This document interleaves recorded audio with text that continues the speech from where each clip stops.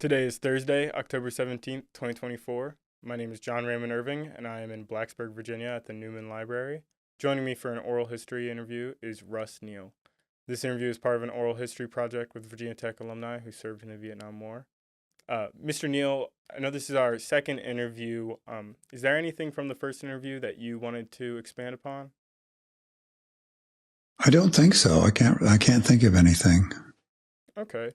Well, in that case, to just kind of give both of us a bit of a refresher. When we ended our interview, we had talked a good amount about your life growing up and your time at Tech and your time in the service. And then we had just started talking a little bit about what you did after that. Um, and so one of the things I wanted to talk to you about is you mentioned, well, actually, what was it like for you to come home from Vietnam? Well, I remember, and I think I mentioned this at the first time we talked. I remember coming home and my folks picking me up, and I think it was in Fairfield, but I can't remember if it was Fairfield or Oakland. Anyway, I couldn't. I remember being in uniform, and we stopped for dinner at a restaurant. And no one gave me any dirty looks or said anything bad to me or anything like that.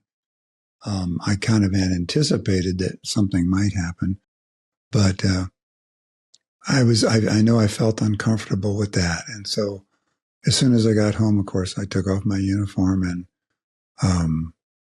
kind of tried to blend in. you know, uh, I had a 30-day leave after Vietnam.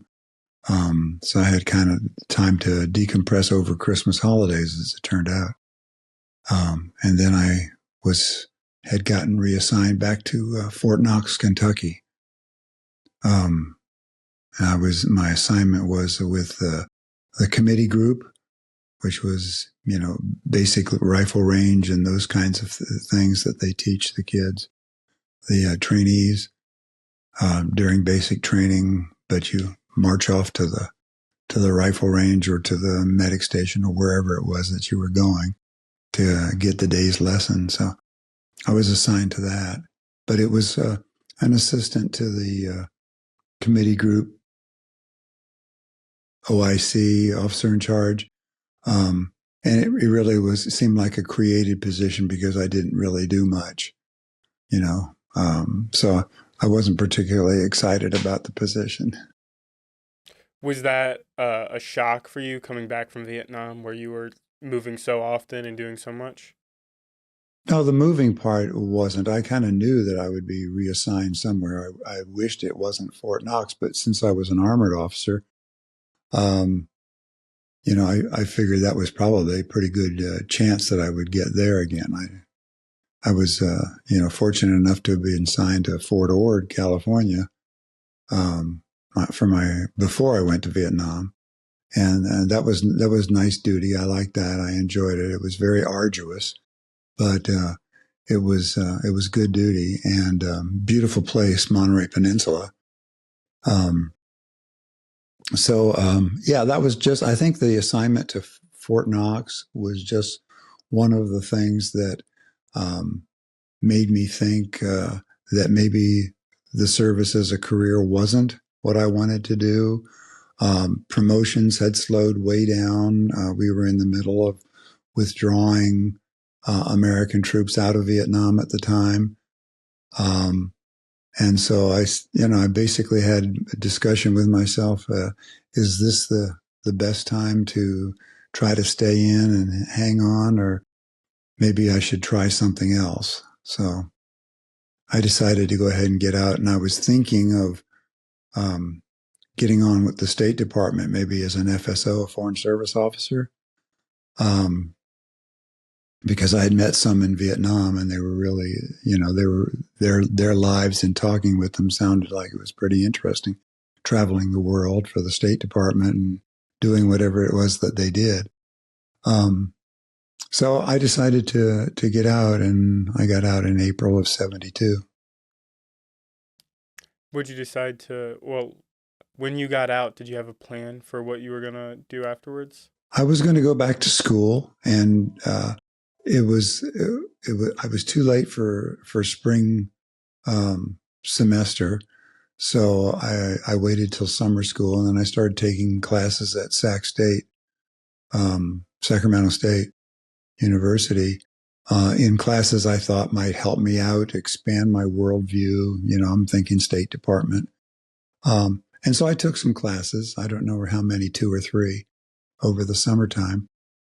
But I wasn't convinced that that was the way I wanted to go. And I don't know if I shared this story before or not, but I was living with my parents. My parents were very kind and gracious, and allowed me to stay with them. I remember feeling very sorry for myself. You know, here I was, mid-20s. My career path that I had set from a very early age was out the window. Now what do I do? And it was kind of a, message from God or something, a come to Jesus moment that I remember sitting straight up. I was lying down on my bed in the afternoon. I remember sitting up, just straight up in the bed, and I'm going, I'm going to be a teacher.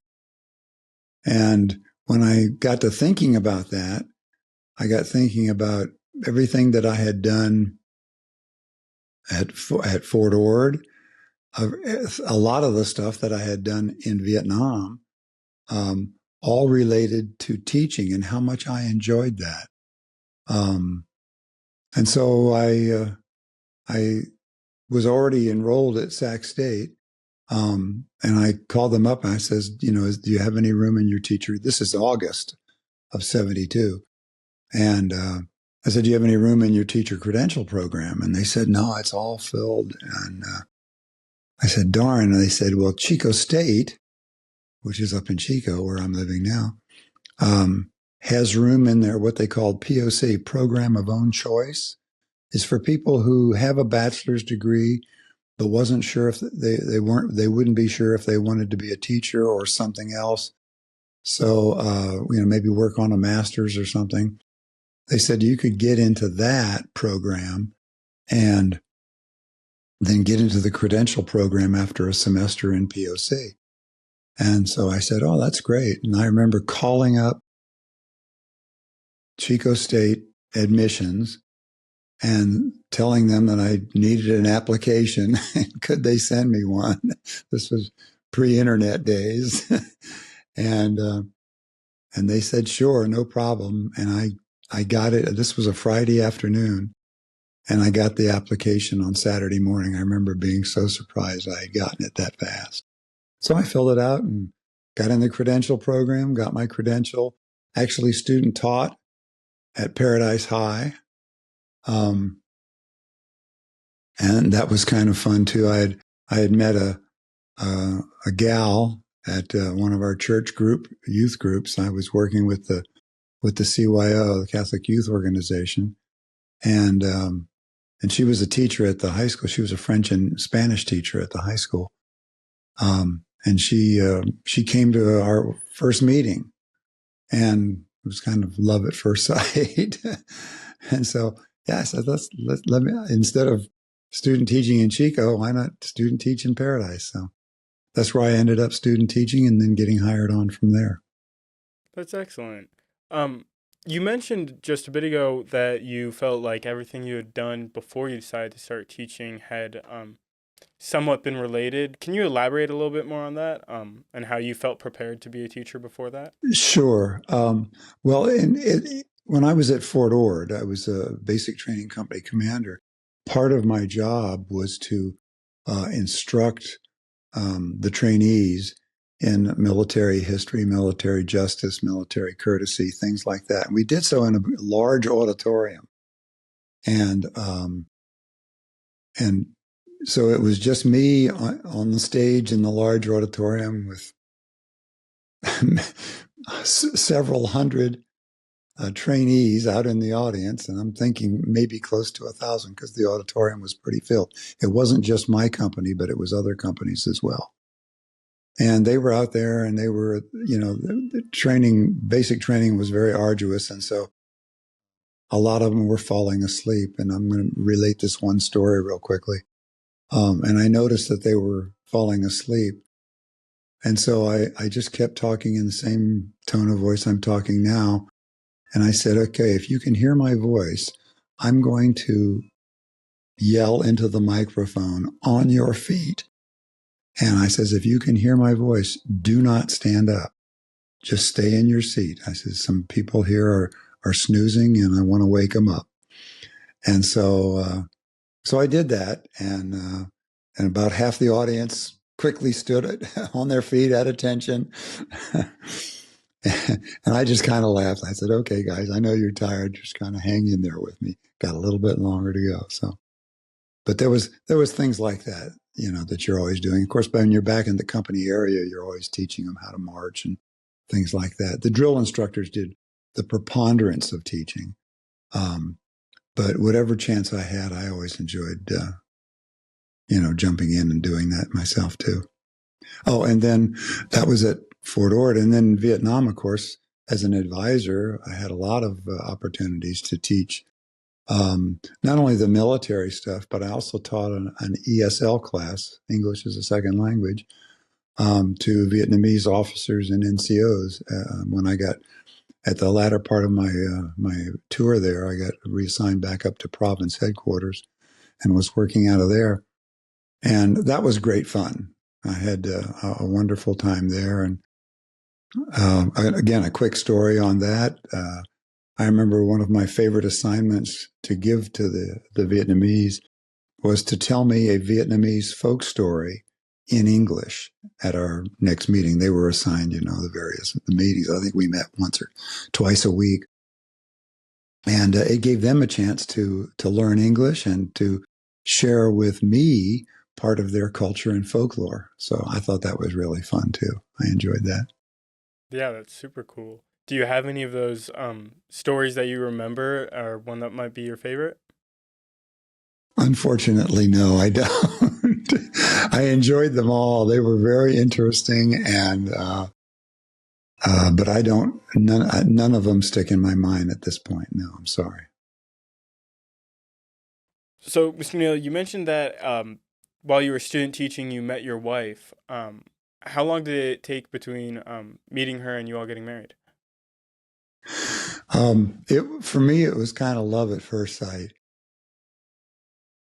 She came up to me after the meeting, and we just started talking. And she looked very young, and she wore braces. So at first, when I first met her, I thought she was a student. But after the conversation went along, I found out she wasn't a student at all, that she had graduated from college the same year I did, which meant that we were the same age. I was about 4 months older than she was. And so I just started. I didn't have two nickels to rub together, so the dating was rather, trips into the, to various places around Chico to see, and it was very, very simple. But we both kind of fell in love very quickly, and I think I asked her. Let me see. I met her officially in, I think, October of '72. She came down to my folks' house for Thanksgiving. That would be the end of November '72. And I remember asking her just prior to that, this was like 2 months after knowing her. I remember saying, if the fact that we haven't known each other very long, if it weren't for that fact, I says, I think I'd ask you to marry me. And she says, well, I wouldn't say no. And I remember feeling very excited about that. So, Yeah. and we ended up getting married in August of '73. So it was less than a year. But we were both in our mid-20s, 51 years now. If I did that math correctly, that's a really long time. Yeah, it is. Unfortunately, she developed a glioblastoma when she was 44 actually when she was 43, ended up passing away when she was 44. Oh, I'm sorry to hear that. Yeah, and it was kind of a shame too. What made it more difficult than just losing a spouse is that I had a 13-year-old boy and an 11-year-old girl, and I found out quickly that it was impossible for me to be both mom and dad. I could be dad and do my best at being dad, but to be the loss of their mother was keenly felt, especially from my daughter. And she's now in her mid-40s, and she has a child of her own, and she really misses Lynn. That was her name, Lynn, a great deal, because whenever she has difficulties with her own child, who's very active, brilliant kid. I mean, he's a really smart kid and cute and just adorable in every way, but challenging. She doesn't feel like she has the mom to call, and say, "Hey, Mom, Kate's doing this, and what do you think?" And getting advice that way. So, and it wasn't until just recently that I think that she's made some discoveries in parenting and has shared those discoveries with me as kind of like, oh, "Hey, Dad, I'm doing this in parenting," and it seems like she's doing a really great job. So. I'm glad to hear that. Yeah. I'm sorry to hear about your wife. Can you elaborate a bit more about what it was like to be a single parent, and can you tell us how, if at all, your service impacted your parenting, and how that changed just your outlook on life and how that affected things? Okay. The first part of the question was what? You mentioned the service, but what was before that? How the loss of... How being a single parent, or how your service affected being a single parent. Okay. How my service affected me being a single parent. I think I was, because I was at the Virginia Tech Corps Cadets and lived that sort of lifestyle, and then was in the service. I think I was kind of more of a law and order type of parent. This is what we need to do, and this is when we need to do it, and that sort of thing. Not to say I was unloving, but I was not as in tune with my own kids' needs as I probably should have been at the time. And the fact that I was doing it all by myself made it difficult.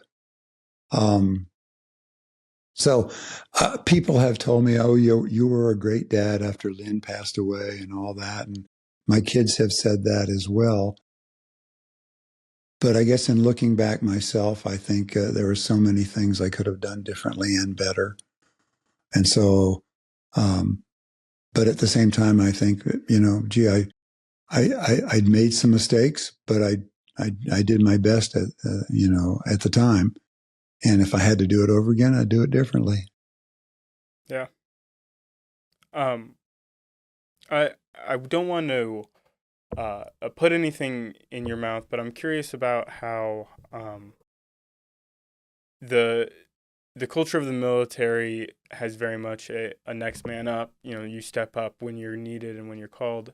And I'm curious if that had any effect on your ability to process your wife's death when your children obviously were in need of you as well there.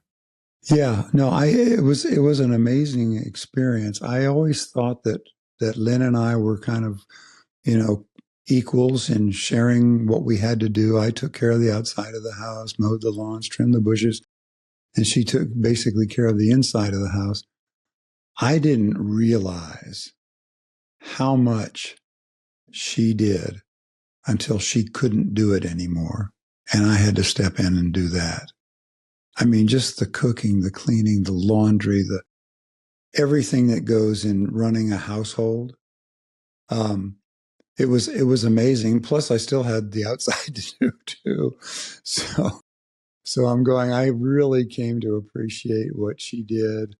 And then I guess what I also missed in terms of the raising of the kids was I missed having her female perspective. You know, I think men and women look at things differently, and I'm thankful for that. And I was, as hard as I tried, I was unable, I think, to completely, I, completely make that transition. I remember saying to myself, what would Lynn do in this situation? And tried to use that as a guide, but I wasn't always successful. Um, Kind of on a related note, did you ever get to talk about your service with your wife before she passed? No, the only, well, I shouldn't say no. Um, yes, I'm sure we had many conversations, but it was never a sit down, tell me all about your service. Things kind of, would leak out here and there about this and that and the other thing. But I remember when they dedicated the wall in Washington, D.C., and I remember seeing that and having contributed to that. They had fundraisers, and it was, I remember contributing to that. And the day when I saw it on the news that the wall had been dedicated, I remember breaking down and crying.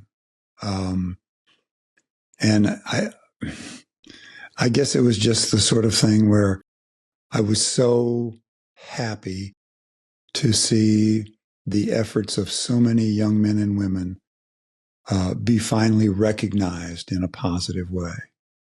And I remember her coming over to me and just hugging me. I couldn't even talk. So, but on a regular basis, no, I didn't. I didn't share. I don't remember sharing specific stories or anything. I'm sure I must have, but I don't recall any specific stories or incidents.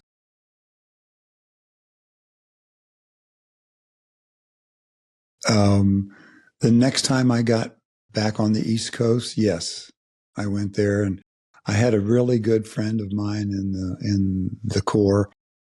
He was in R Squadron, I was in S Squadron. I'm not sure how we became friends because ordinarily Squadron didn't mix too much, but he was a really good guy. His name was Ted Webb, and he and I became good friends. And he was killed in Vietnam very shortly after he got there. And it was before me, and I knew that. And so when I went to the wall, I sought out his name, and how you do the engraving, you rub the charcoal or whatever it is over it, and I got one of those for him. So, and I don't know what has happened to that. It's in the moves and the fire and everything else. I don't know where it is. I've lost track.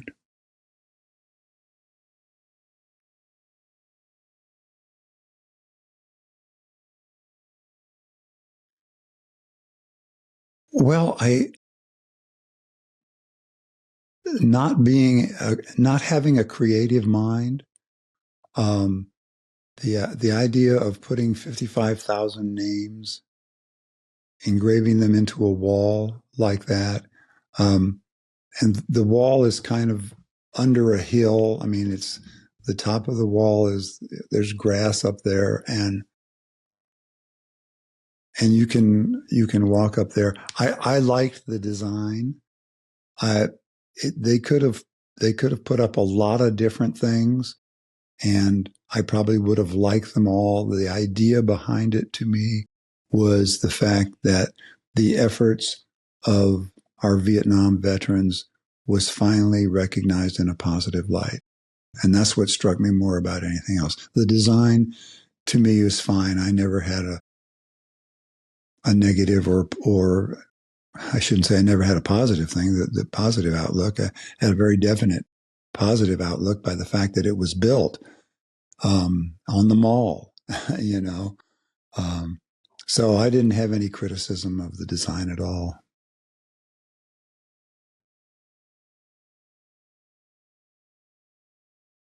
Um, Mr. Neal, you mentioned a couple of times now something about a fire. Do you mind telling us about that? Yeah, in November of 2018, um, I had been living in Paradise for 45 years, and I figured this was my home. I loved the town. I loved the people.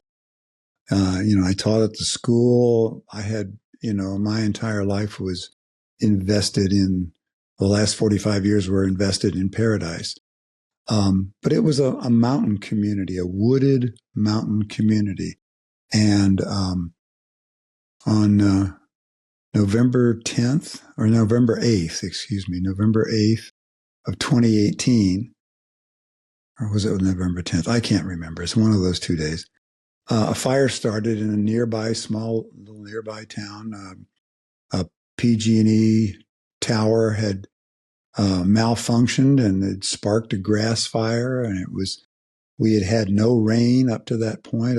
Usually by early November, we've had quite a bit of rain, and we hadn't had any. And the wind was blowing like at 40 miles an hour from Polga, that was where the fire started, right toward Paradise.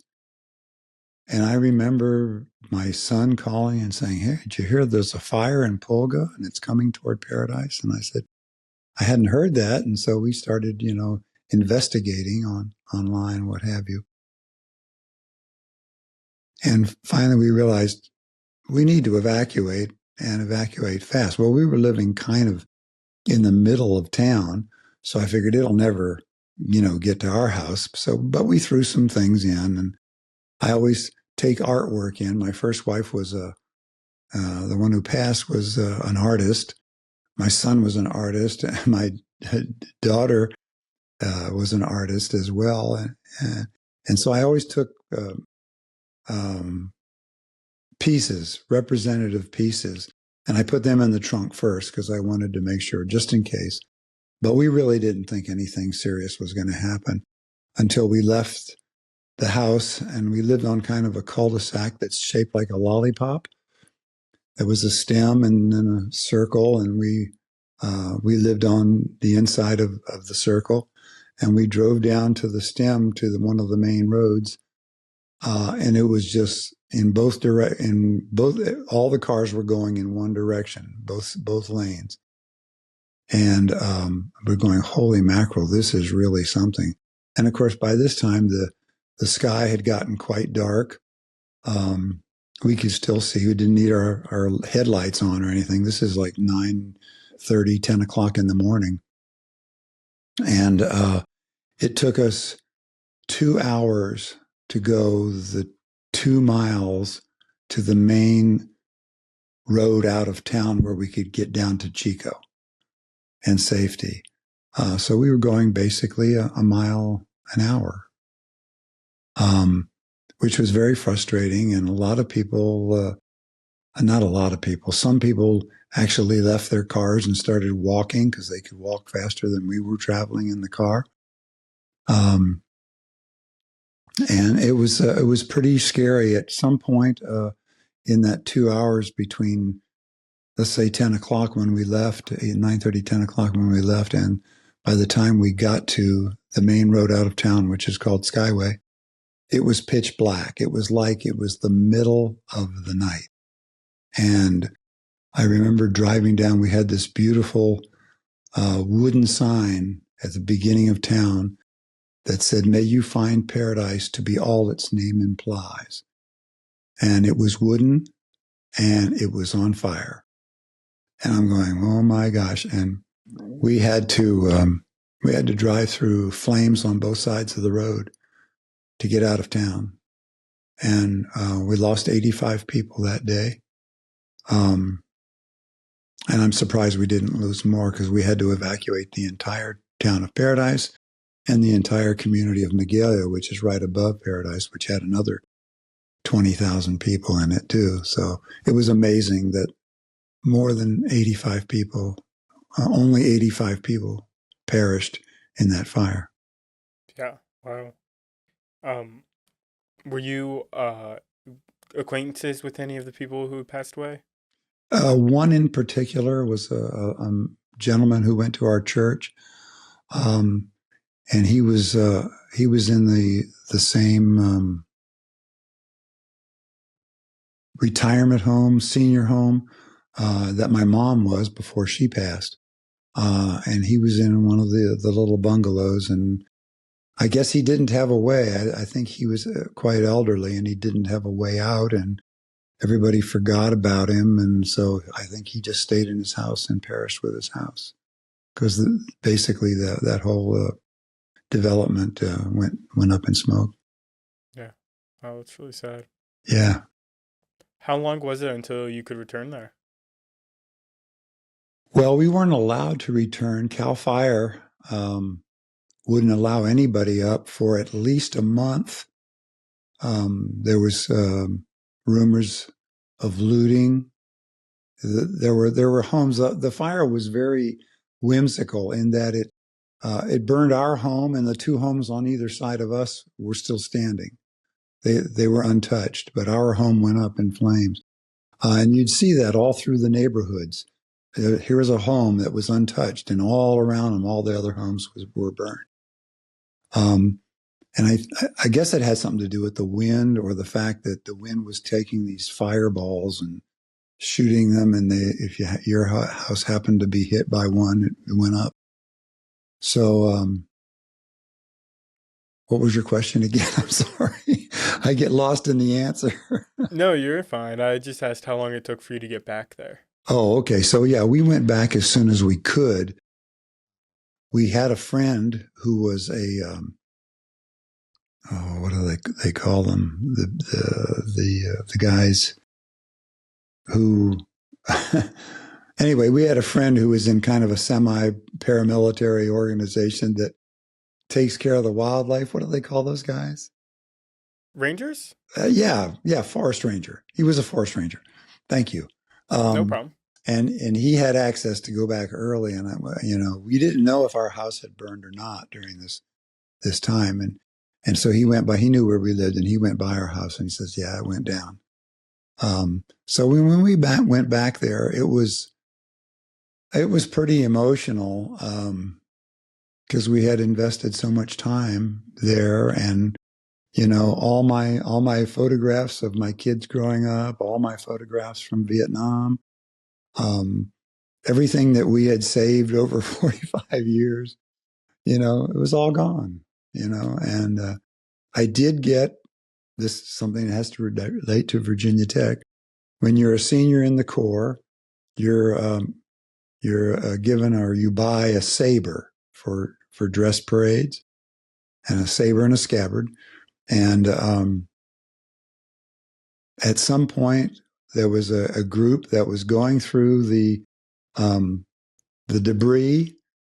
They would go house by house, and they would, talk to you, and they say, if there were valuables, where might they be? We were thinking of jewelry or something like that, coin collections, those kinds of things. And they found my saber. It was bent up. It was tarnished by, very high heat and everything, but it was intact. And I still have it in the garage.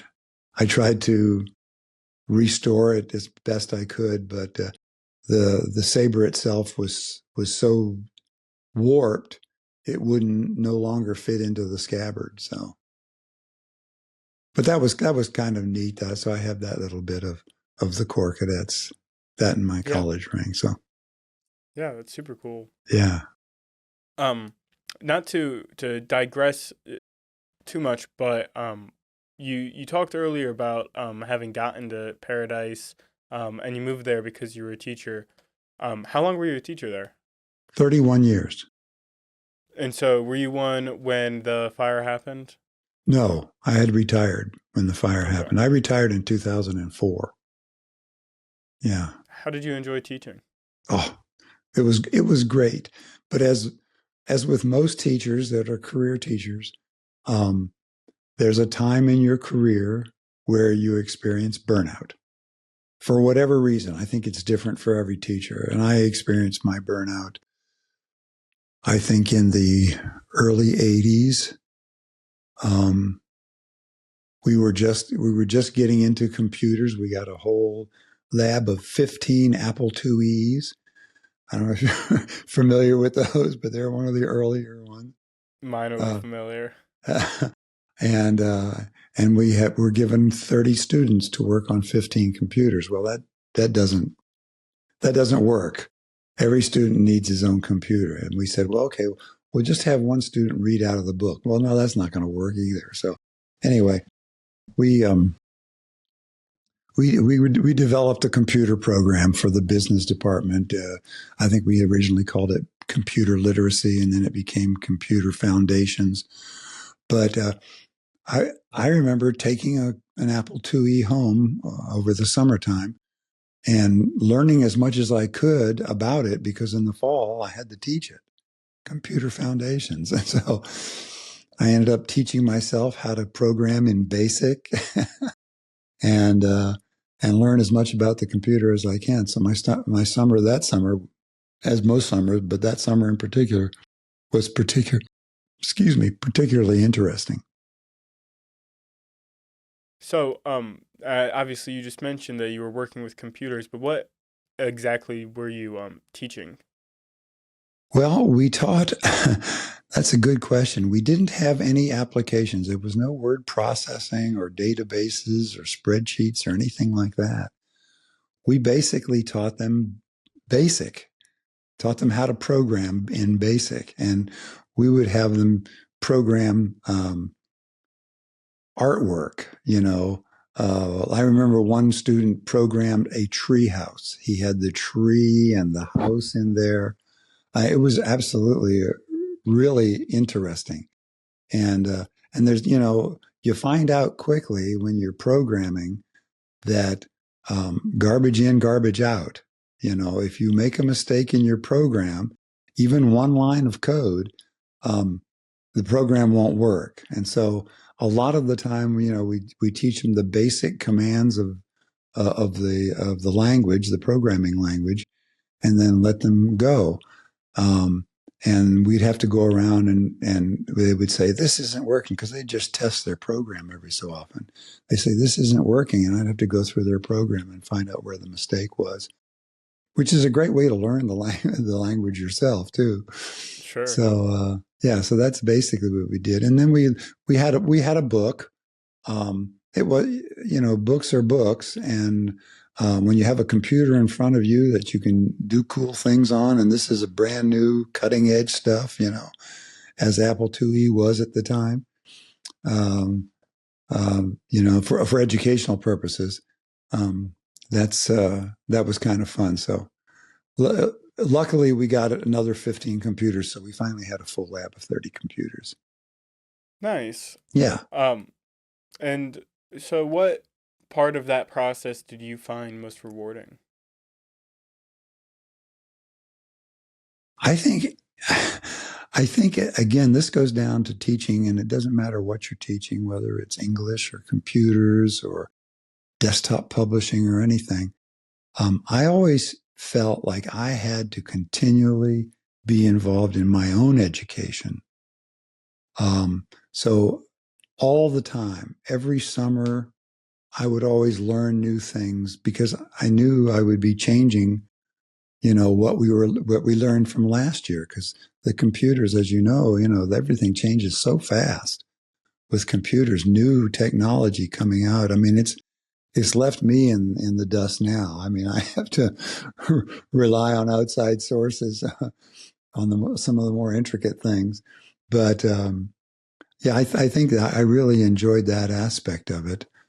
So it wasn't necessarily what I was teaching, but the fact that I had to teach myself first and learn it myself before I could even share it with the students. Did you find the interactions with students to be meaningful, and how did that compare to the value you found in being in the military? Well, I wish I knew in the military, although the military culture is so different from teaching high school kids, you know, even though you have some kids that are 17, 18, 19 years old in basic training, um, you didn't really care that much about, were they having a bad day or something like that. It was just, okay, we got to go here, we got to go there, up 2, 3, 4, Um, in school, and I wish I had learned this earlier in my career, um, because I think when I first started teaching, it was more militaristic. Um, and that gave me some problems. And I eventually learned that you were not teaching computers or typing or desktop publishing. You were teaching kids, and you never knew when they came to school what kind of a morning they had had. Had they eaten breakfast? Had their dad beat them up? Whatever, any number of horrible things that could have, or bad things that could have happened to them. No wonder they were in the mood when they got to your class. So I learned I learned quickly, but not as quickly as I would have liked. If a kid was misbehaving in class, I would go over to them and just one-on-one say, "Hey, JR, seems like you're having a rough day today. Is there anything I can do to help?" And almost universally, they would say, "Oh no, Mr. Neal, I'm fine. I got it." But that would settle them right down, just knowing that I cared enough to ask in a gentle way, one on one. And I Was think there that's the any, key. yeah, was there any one moment in particular that you felt really taught that lesson to you? I know you mentioned that you wish you'd known that as you'd started teaching. Well, I can recall moments, especially from my first year of teaching, where I would revert back to, oh, kids misbehaving in class, just yell at them, you know, which isn't the way to go. But I had to learn that. So, and I remember doing that on too many occasions. In typing, I start off, I was teaching typing in general business. Typing, the kids were involved. They were, learning how to type. And so I didn't have as many troubles. But in the general business class, it was more of an academic endeavor. Um, and maybe they were interested in it, maybe they weren't. I don't know. But I remember sometimes they would misbehave in some way in the classroom, and instead of handling it the way I learned to handle it effectively, I just yell at them, But I chalk that off to being a rookie teacher. So uh, I learned. Mr. Neal, it seems like listening to your life story that you've had numerous opportunities for growth and development over the course of your life, involving learning new things and maybe relearning certain others. And I'm curious if you could go back and talk to yourself while you were at Virginia Tech as a student, 19 years old. What kind of advice would you give yourself? Wow. Well, I'd have to relate it to the core. And again, the core is the core. And the core has evolved over the years. And I think I would have, when I got into the position of leadership, even as a sophomore, it's not the same way now. Um, but as an upperclassman, and you were actually put in charge of, teaching freshmen, dealing with freshmen, putting them through their paces. I think I would have handled that a lot differently. I was more hardcore back then, and I would not be that way now, because I realized, they're going through a very stressful time, and just as I did when I was a rat, and um, and they needed to be cut some slack sometimes. So I think I would have been um, a little kinder and a little gentler, but still giving them the freshman experience. If I can kind of continue on that line of thought there, um, like Dr. Higgins was saying, you've shown a lot of ability to reflect and learn from your past, and maybe have the ability to change your mind some. Is there anything that you would say to veterans who struggle to uh, reflect and have an open mind about new thoughts or experiences with the war or otherwise? Tough question. I have my heart goes out to every veteran, especially those guys who were deployed, and not only the guys who were deployed. Once you're deployed, you're deployed. And I don't care if you're at home in Baghdad or Saigon or wherever it was, and you never went out in the field. Whenever you're in an area, a combat area, there's always a threat, and you always know it.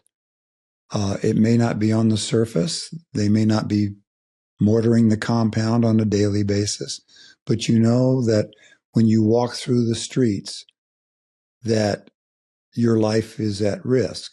So God bless those guys too, but my heart especially goes out to the guys who are out in the field doing the dirty work of war.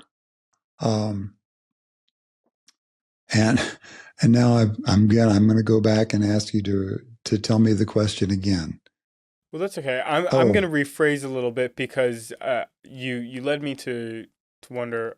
Um, my question originally was, how does your ability to keep an open mind and reflect on your past, how has that helped you, and what advice would you give to other veterans who struggle with that? But in that same vein, just like you were talking about, those veterans who are, currently in active duty, or in war, how do you feel now about war? I should say. I'm sorry, that was a lengthy way to get there. But well, how has your open mind changed your views on war?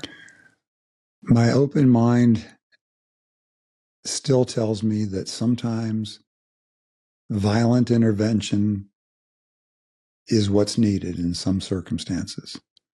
You can look at current conflicts going on right now, either in Ukraine or Gaza or Lebanon or what have you, and say, well, is that all that necessary?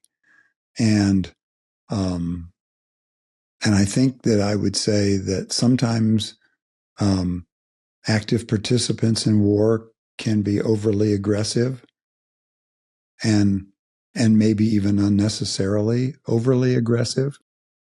Of course, you always have a right to defend yourself, just like Ukraine is defending itself, and I believe Israel is defending itself. But there has to be some sort of proportionality taken into consideration.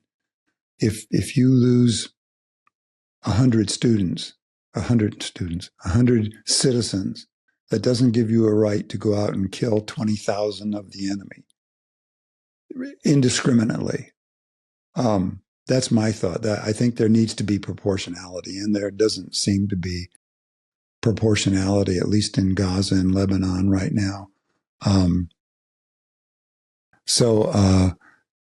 But in Ukraine, that's a little bit different situation with Russia attacking them because they want to expand their comfort zone around their own country.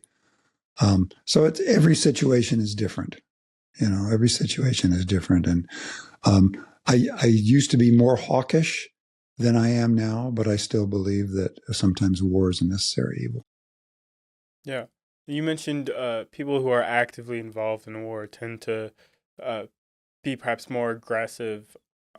How does that hold true for you and your experience in Vietnam? And when is it that if you kind of took some reflection and maybe took a less hawkish stance about the war? Yeah. When I got back from Vietnam, one of the first things I did was to buy a handgun from my brother, and I loaded it, and I put it into the front seat of my car because I didn't feel safe, which is really weird. And, believe me, I had a lot easier time of it than a lot of my compatriots over there. But that's what I came away with. Okay. I remember after I got married, this would be in the mid 70s, somewhere 74, 75, must have been 74. I remember hearing a noise out in the yard, and I got my loaded handgun and walked out on the porch and looked around just to see what I could see. We'll see what was causing the noise. It was not a familiar noise.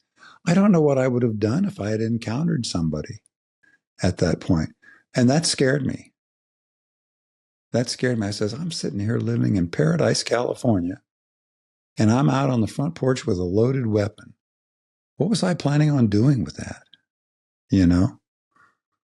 So, I don't know what your question was, and I don't know if I answered it or not. I wonder if I can jump in. Sure. It seems like time and distance have helped you heal from the hyperaggression and some of the signs of trauma, reacting to stressful situations like that. I'm curious if you had advice to give to veterans of the wars in Iraq and Afghanistan. What would that be, or have you actually been involved with younger generations of veterans? Yeah, sadly, I have not. What I would tell, and this would happen if I was the commander in chief, I would make sure that every veteran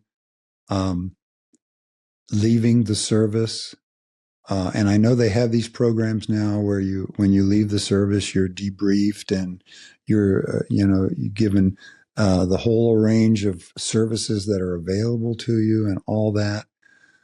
But I think the most important thing for veterans, especially veterans that are suffering with PTSD, is to find a fellow veteran who you trust and who preferably has maybe been through some of the same circumstances that you have, and talk to them, share with them, meet them for coffee every Wednesday morning, something like that, where you can work into a trust relationship and share what happened, and he or she can share with you what happened, because I think talking it out is very helpful. Now, keep in mind, I'm no psychologist. But I think that people pay therapists big bucks just to talk it out and go over childhood traumas and whatever other traumas they've had. I think that veterans could learn from that. So many veterans, I think, hold it inside. They don't want to share it even with their spouses because they don't want to burden their spouse. They don't think their spouse will understand. They may be worried that their spouse will think less of them if they were to share some of the more difficult things that they'd seen or had to do. And so that's probably what I would really focus on is finding the person. It could be a VA therapist. I don't know. I've never seen a VA therapist, so I don't know if they're any good or not. I wanted to ask, Mr. Neal, does that insight that you have come from the lack of having that relationship yourself whenever you came home from Vietnam? Or did you have someone like that in your life? No, I didn't. I didn't involve myself with the VA until I'm trying to think of when I first got involved in the VA. I think a fellow teacher who was involved with the VA said, you ought to go and register with the VA, the health system and what have you. And I have done that and am involved right now. I'm actually a disabled vet by the VA because of Agent Orange. But yeah, I don't remember when I first got involved, and no, I didn't go to the VA. I didn't have anybody to talk to. Was that a lack of trust, or was there a reason why you didn't go to the VA immediately? I didn't think I needed it, even though when I look back on it, maybe I did. But and I felt like I had a mild case of PTSD, but nothing compared to, again, some of my compatriots who came back and were kind of thrown to the wolves or thrown to their own devices, which is basically what we were. We were in Vietnam one day, and 12 hours later, we're back in the States. There's no time to decompress or anything, Oh, here I am back in the world, you know. And I think that was a hard transition to make, to go from a combat zone to the world, like we know it. So, yeah, what I would do now is I would really put a special emphasis on that, on the guys who are leaving the service, and making sure they had the services that they needed. And even if that meant follow-ups several months later, 6 months later, say, just calling in and say, hey, JR, how's it going? Are you adjusting, after getting out of the service? Have you got a job yet? Are you going to school? What's going on? Just to show people that you care, just to show that somebody cares about you, Yeah. Miss Neal, I wanted to bring you back a little bit. You mentioned that you were fully disabled from Agent Orange. Do you mind telling me a bit more about that? Well, in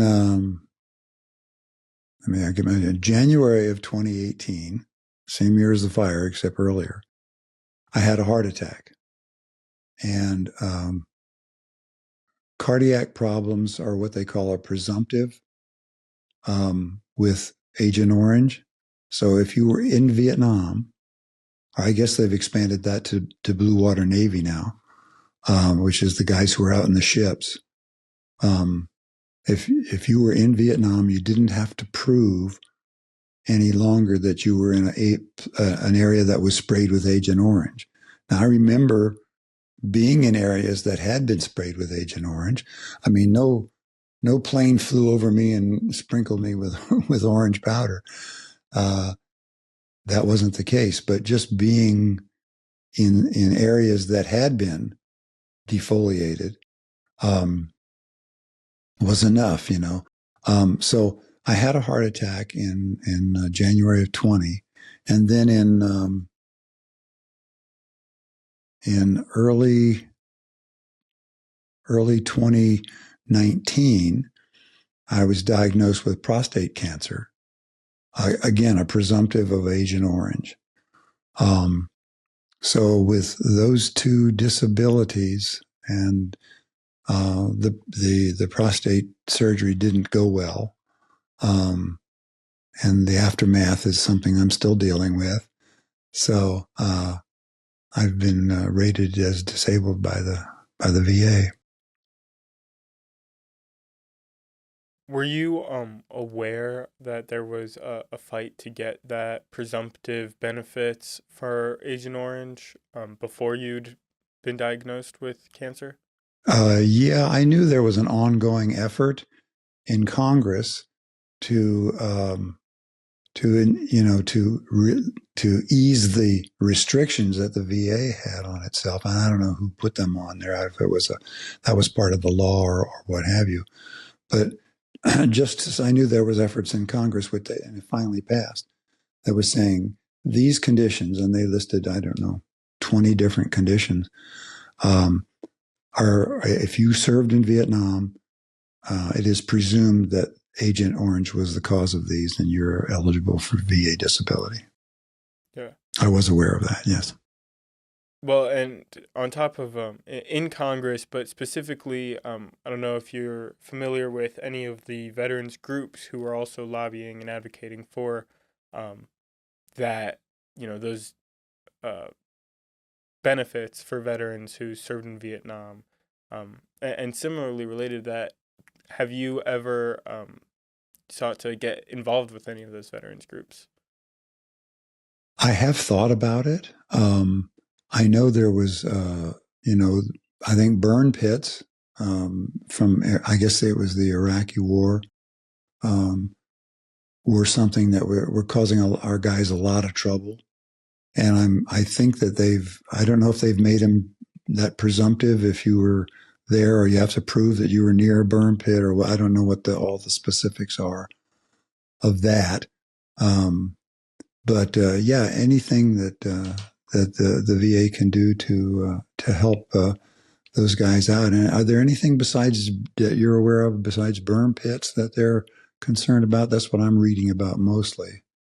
Well, the burn pits on top of that's obviously for the veterans of the Iraqi War or Iran, but for the Vietnam veterans, there was a big push to get those same presumptive benefits. Originally, like you said, you had to prove that you'd been exposed to Agent Orange. Yeah, but early on, yeah, I think you had to show, okay, where did you serve in Vietnam and what were the dates and blah blah blah, and they would look at maps and say, oh well, we did Agent Orange then or there, we hadn't got it done, and it just became so complicated. I think 3 million guys served over there.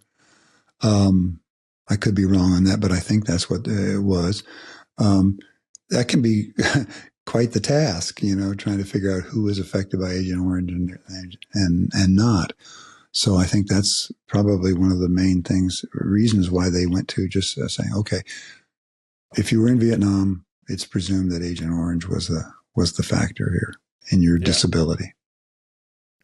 Have you given any consideration, especially considering the close relationship you had with a lot of South Vietnamese people, what it was like to be in their shoes? And does that make you any more sympathetic to the Vietnamese population after having been diagnosed with that from Agent Orange? Yeah. First part of the question first. I went back to Vietnam in 2015 with my current wife, and we hitched up. I had kept in contact with my counterpart in Vietnam when I was there in the 70s, and we had been in contact. And he had actually gone into a re-education camp for 3 years, and was struggling to live. And so I would send him money. I finally found a safe way to send him money on occasion. And that helped him out a lot. But we went back and he arranged we were there about 10 days, and he arranged a fabulous trip through Vietnam. It was a guy who was the van driver, and him and a friend of his and my wife and I, and he and his wife. And we just traveled throughout Vietnam, and it was really great seeing him again. In the process of doing that, we learned a lot about his life, not only in the re-education camps, but post re-education camps, and how the North Vietnamese had made sure that when they came in, they had the choice businesses and they had the choice houses, and they would just come in and kick out the South Vietnamese. This was early on now. This was back in the 70s. I'm not sure they do that anymore, but at least I'm not aware of it. But they were pretty brutal to the South Vietnamese. And so he lost his house and what have you. But he had since recovered and was making a living. He and his wife were making a living. Where was I going to go with that? And he seemed to be relatively happy. I know he put together this 10-day trip, and in true Vietnamese style, when we were just getting ready to leave, I said, okay, Lang, his name was Lang. I said, how much did all this cost to put together? And I know he had outside funding sources because he didn't have the resources to do it himself. And he says, no. He says, you're my guest. I've got it, which is typical Vietnamese. They're hoping you don't agree with them, but they give you that option. It's very cultural there. And I said, no. I said, I would not have come if I had thought you had to pay for it. And so he told me, and it was so cheap, JR. It was like $2,000 or something like that for 10 days of chauffeured touring around, and all meals included, accommodations, everything. It was really cheap. But of course, he got the Vietnamese price. If I had tried to do that, I would have gotten the American price, which would have been a lot higher. So I ended up, I think I gave him $3,000 just, even though it was only 2,000, just, hey, this will tide you over, and he was very appreciative. He at first refused, and then he said, okay, thank you very much. And he took that, but that was kind of fun. I was glad, and I was in a position to do that too. Yeah.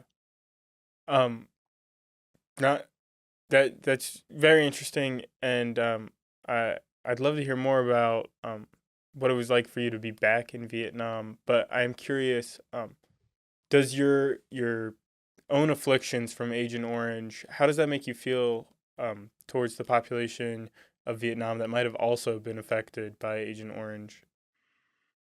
Good question. And I never really thought of it. When I went back to Vietnam, obviously you saw disabled people there, and I don't know what caused their disabilities and what have you. A lot of it was, older guys who were missing a limb or something like that, and you realize that was probably a result of the war. But what struck me most, JR, was the fact that my wife and I were treated by the local Vietnamese population. This was in South Vietnam now, as really points of interest. And I remember us walking in a park one time, just the two of us, and we were obviously Americans. And every time we took a walk like that, scads of Vietnamese kids would come and practice their English on us. They would talk to us in English, and I would try to recall as much Vietnamese as I could and speak to them back. And they finally got the idea that I was trying to talk to them in Vietnamese, but my vocabulary has since diminished, and I can't do what I did when I was actually working there. But it was fun. The Americans were not seen as bad, at least in South Vietnam. And from what I heard, the Russians were thought of, because a lot of Russians would vacation in South Vietnam. Today, it's a beautiful country, and warm and what have you. And they weren't as highly thought of as the Americans. The Americans, most people in South Vietnam really like the Americans, but of course, they're very young too, and most of them that are living in South Vietnam right now were not born during while the war was going on. Did you notice any more animosity towards civilians up in North Vietnam, or was it just an especial kindness in South? I never made it to North Vietnam. I didn't have any desire to go there. That was my own prejudice, I think, from the war, and so there was plenty to see in South Vietnam. I went to places in South Vietnam that I'd never been before, so that was very interesting. And so, yeah, I never experienced that. From what I hear now, and I read articles every so often, because a lot of American tourists do go to North Vietnam, and again, they're dealt with very kindly, I think. So, did returning to Vietnam in some way help you heal from your own memories and experiences of the war? I don't know if I could say it helped me heal. It more reinforced the happy memories that I had in dealing with the people. The Vietnamese were back in the early 70s and are now are really a fun group of people. They're very nice. They're very kind. They're very polite. They're very giving. They're very generous, and do they have their criminals? Of course they do, just like we do here in America. But by and large, they're a marvelous people, and I thoroughly enjoy their company.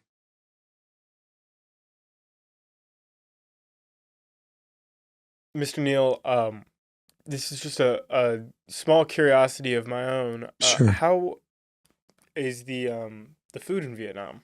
Oh, interesting question. So we didn't get to choose where we were eating. We went to the local village and a local restaurant, and Lang and his wife ordered everything for us. We never ordered anything, and we just ate when we had. It was delicious. I remember when I was in Vietnam in the 70s, we'd go to a local restaurant and eat the food. It was delicious food. And I was a little nervous about getting food poisoning or something like that. Things weren't quite as sanitary as maybe we experience here in the States. But it was wonderful. And your question was again? I went off on the food. I just asked about the food. The food. Oh, just about the food. Okay. It was wonderful. So I have to tell you this one story to show you where we were getting our food. So we stopped in this one town. I don't remember what town it was.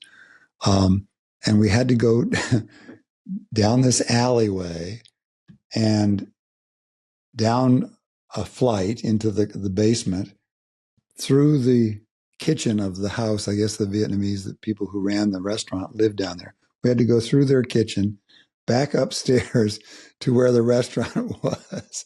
I mean, this is a place where it had just been my wife and I. We wouldn't have touched it in a million years, But the food was absolutely delicious.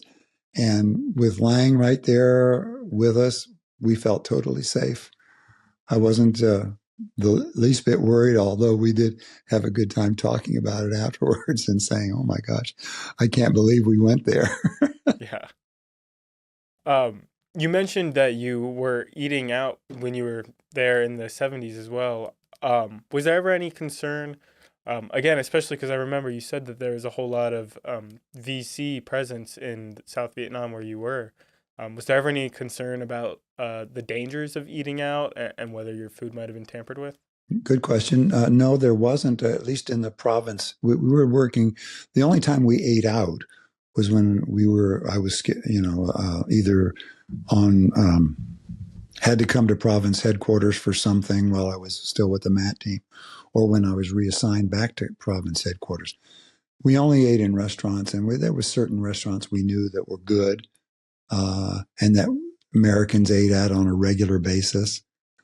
So I never felt nervous about that at all. It was just, and maybe I was naively confident, but I was confident that nothing would happen, and nothing did. So, can't have been that naive if you were right. I guess, I don't know.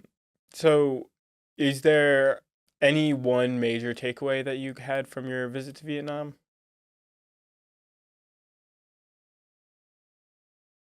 Major takeaway. This was, it struck me, this is a country that's being run by a communist government, and yet it is very capitalistic. Everyone is looking for a way to make a buck. They're not relying, there's no communal place where they can go and get food or anything like that. They've got to earn it all, and they're very industrious. They either own their own businesses. There are so many little individual-owned businesses in Vietnam. You just go through the streets, and there's just row after row of individual businesses. Most everybody that we came in contact with was a business owner. So very capitalistic in that regard. Entrepreneurial, I guess, would probably be maybe a better word. And that probably struck me more than anything else. you know, that in a communist country they would have that. I don't know what I was expecting because I'd never lived in a communist country before. So Is any kind of shock to the consciousness though to see people living in a somewhat similar way to how we um, do at home, and to have had a war fought against those people um, for so long. well, I think if you look back at Vietnamese history, they've been fighting somebody for a very, very long time. You know, Yeah, certainly. they were they were fighting the Chinese, they fought the French, they fought the Japanese. I mean, you can go on and on looking back at Vietnamese history and find they've been fighting everybody. And then, of course, the government calls it the American War now in there. So I think they've been, since the U.S. left and the communists took over, they've basically had a relatively peaceful time of it. I don't think I still think they have some friction with the Chinese, which they've had in the past.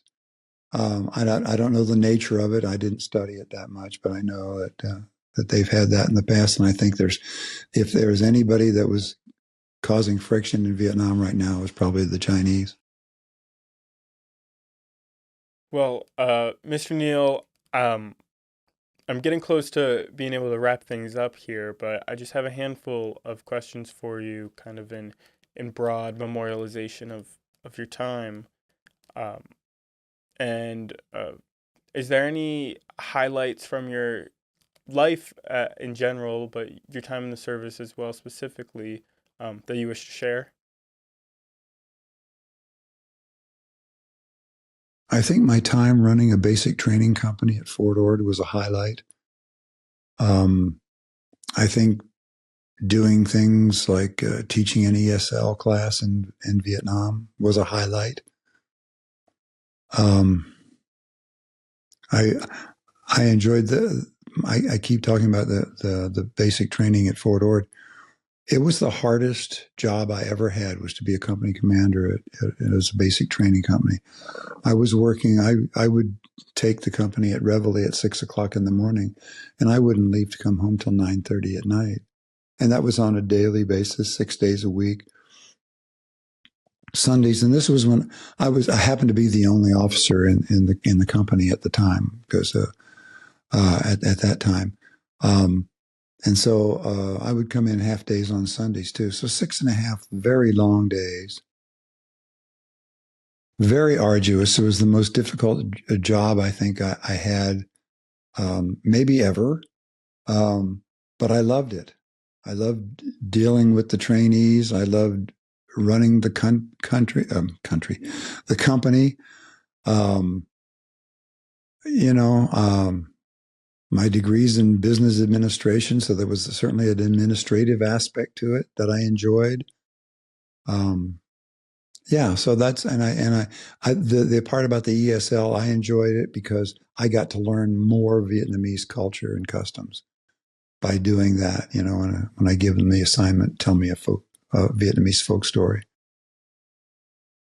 If you could do more of any of those things, or of anything, looking back, what would you wish you had spent more time doing? If I could do right now, anything, What do you wish you had spent more time doing before now, if anything, that be? I have to go back to 9/11. That happened in 2001.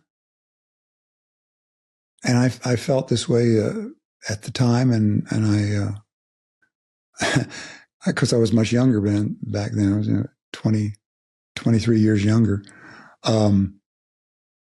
that if they needed me, I would go back and help them run a basic training company back again. So I guess in saying that, I would say I really enjoyed that. It was so hard on me, but I really enjoyed the work. So maybe that. Yeah. Does that answer your And question? yeah, absolutely. Okay. I appreciate it. Is there anything about war or your experience in particular that you wish future generations could know, and especially future generations of soldiers? Mm. Two different questions there. What people should know in general is that war is a last resort. And you can look at any conflict and say, well, is that what we should have done? Is that what they should have done? And second guess them that way. I think that a lot of countries are quick to jump into conflicts with other countries, perhaps without thinking about it and exploring other options. I'll take the Israeli incursions into Gaza at the beginning of that conflict. They were mad. They were really upset. 1,200, 1,300 Israelis had been slaughtered, and they were upset about that. And I understand kind of a knee-jerk reaction to that.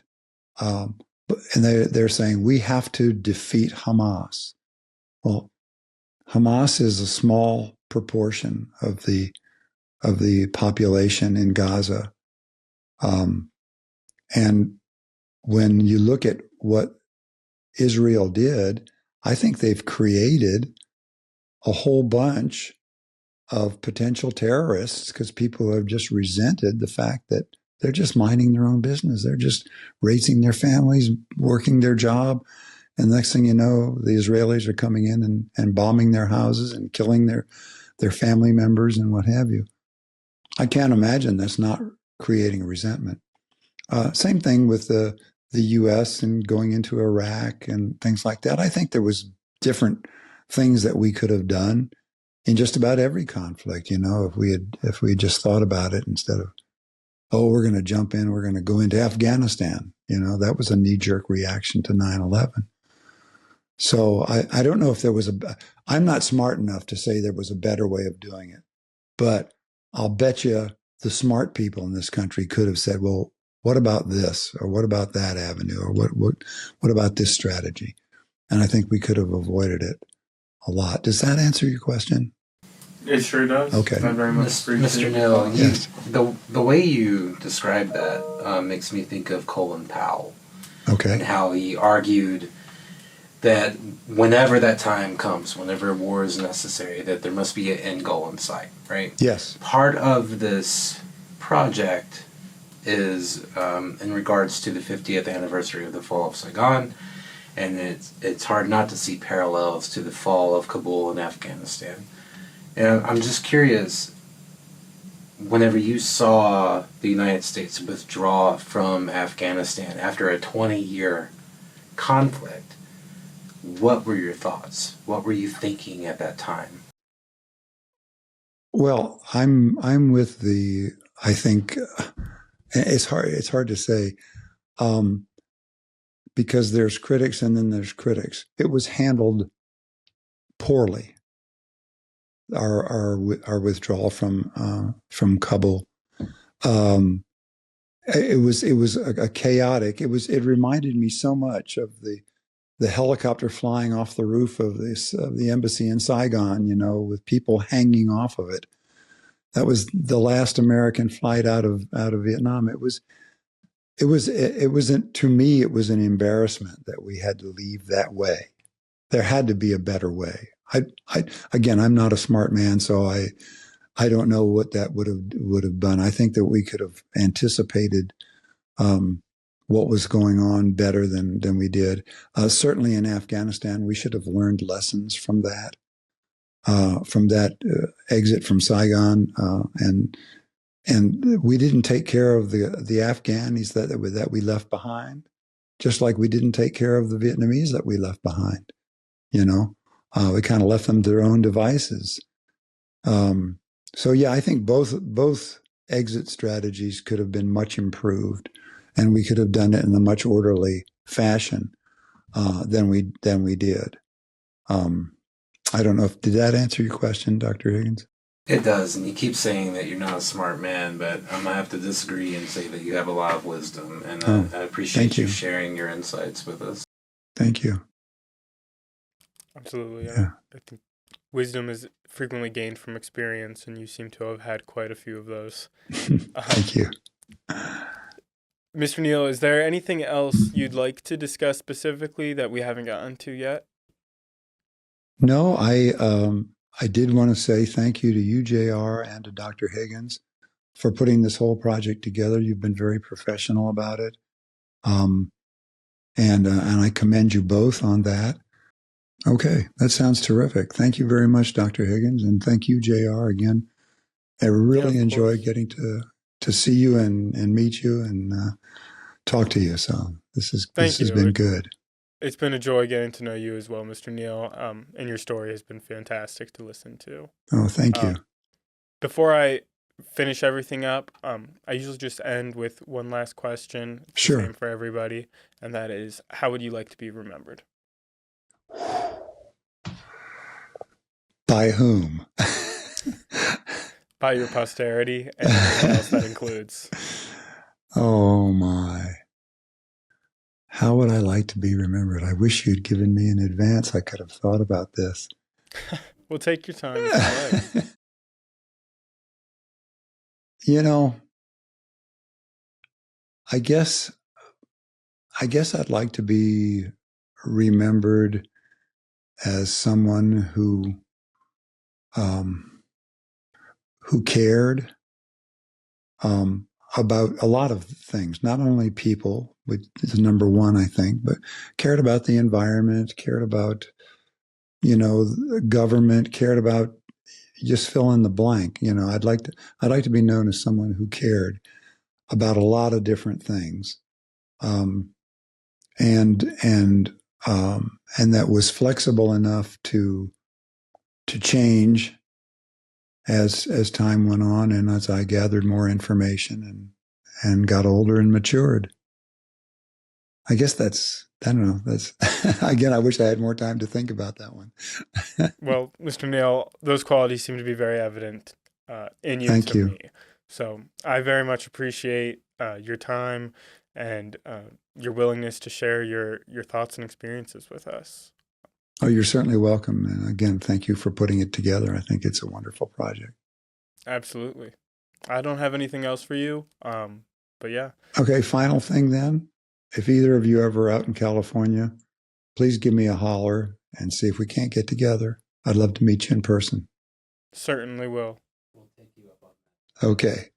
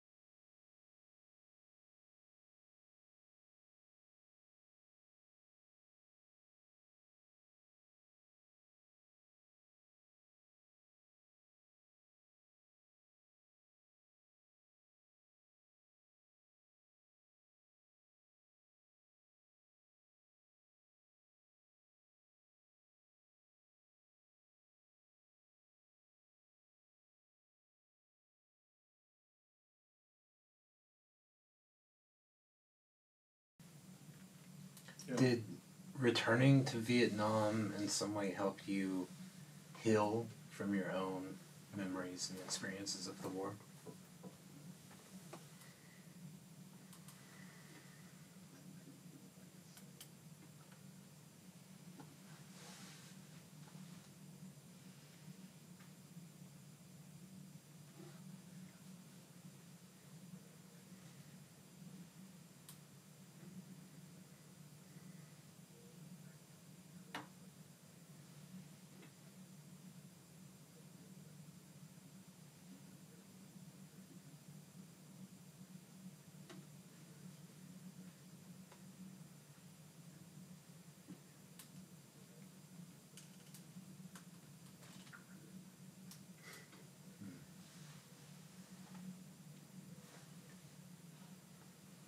Thank you.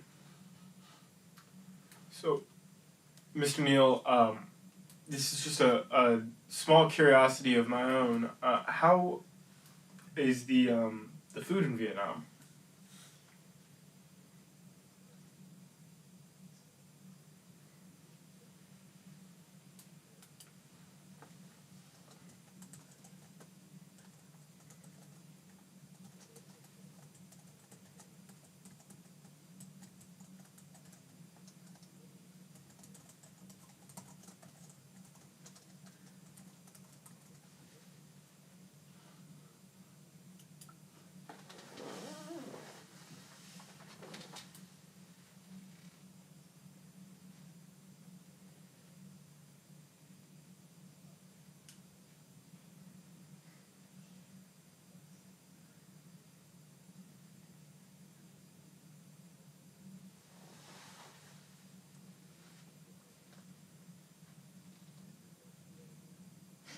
I had only asked.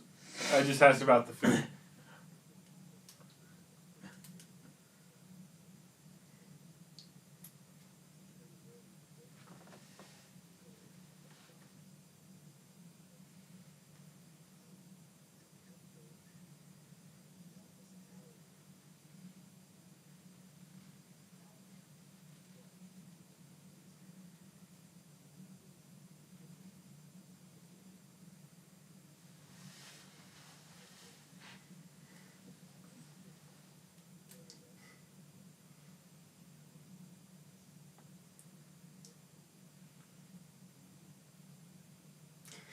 Yeah.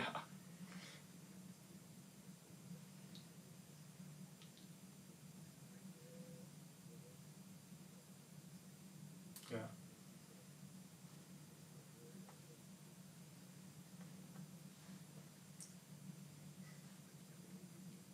Yeah.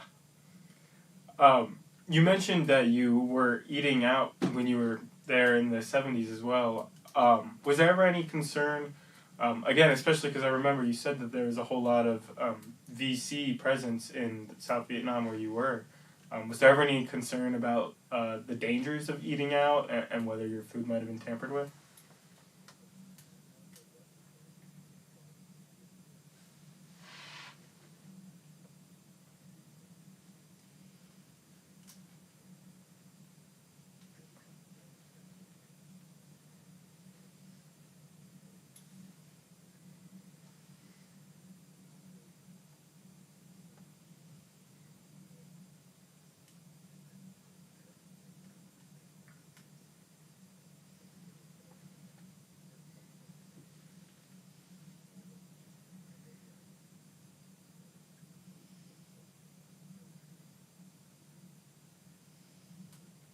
You know, can't have been that naive if you were right. Um, so, is there any one major takeaway that you had from your visit to Vietnam?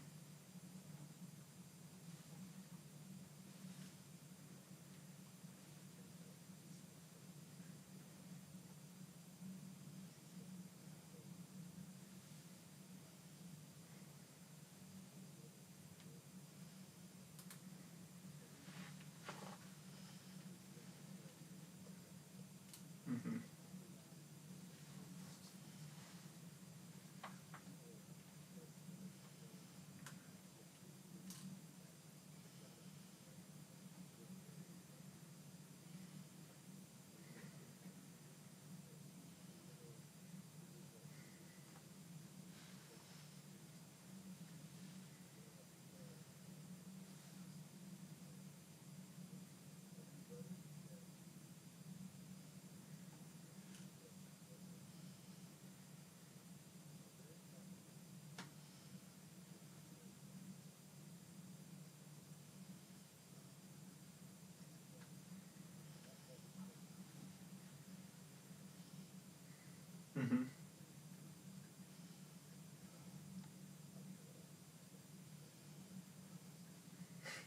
Yeah.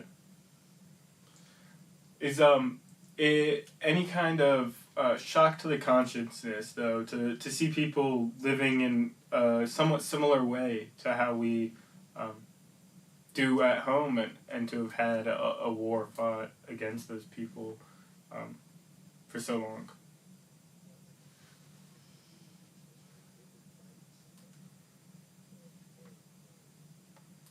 Yeah, certainly.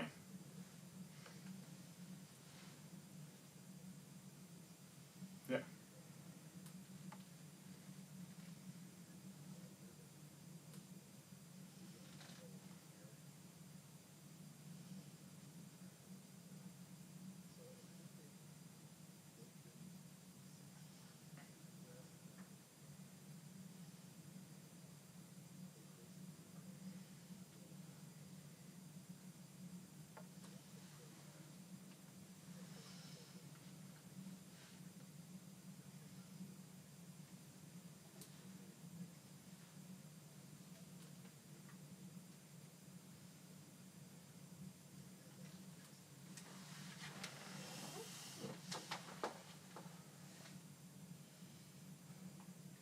Yeah.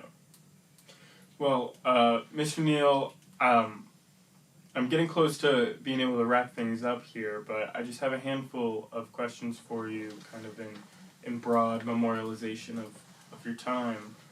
Um, and is there any highlights from your life in general, but your time in the service as well specifically, that you wish to share?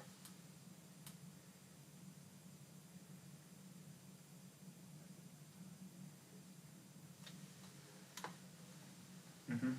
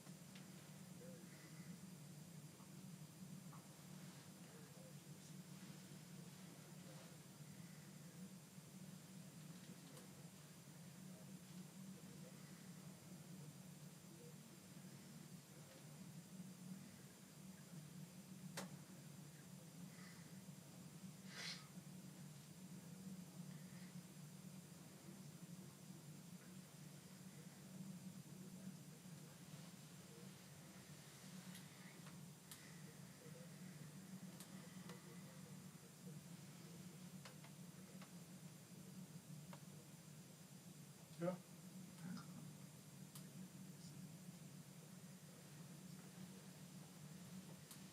If you could do more of any of those things, or of anything, looking back, what would you wish you had spent more time doing? Yeah. What do you wish you had spent more time doing before now, if anything, that be?